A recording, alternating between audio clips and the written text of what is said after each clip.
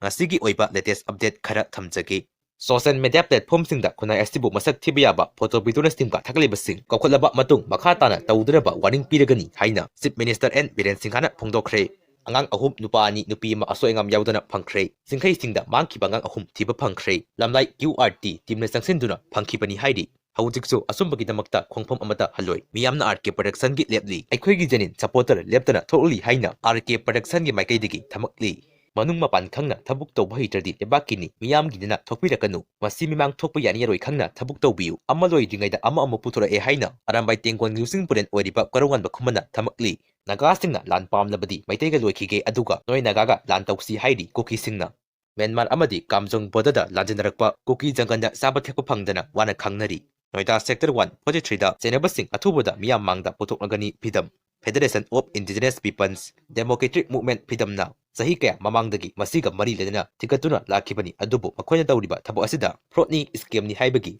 saba khudam sangdam laitabadagi matam ama ngaiduna laikibani adubo haukiba October last week asidagi hauraga amuka hana Noida Sector143da thabak hapigani haibagi asoba sama piraga pusinbagi thokdok asiga mari ledana complaint kaya lakpadagi thahum subna thigalaba matung haukiba January tang 3 2025 asida Channaba Miyam kharag maming panduna numit manga phawbagi manungda jangjaraknaba madi sangdroknaba thamkraba matung lubasibu thawai uslaktabadagi RK production gi mating lauzaraga lebak pungjau thina tangai phadana hawalaliba nahasingi khalaga mitmai oinaba video si semba mathok takhi ngasi ekoida Noida Sector143ga mari lenana sangjarakhiba singi mafamdai khoina thamkiba sing adugi matung inna matam ama pidamgi maikaidigi lepsarakani masida laikai club maina paibi sangsan paliba lengak amadi police department na asum aran asengbadu puthokminabada mating pangminasi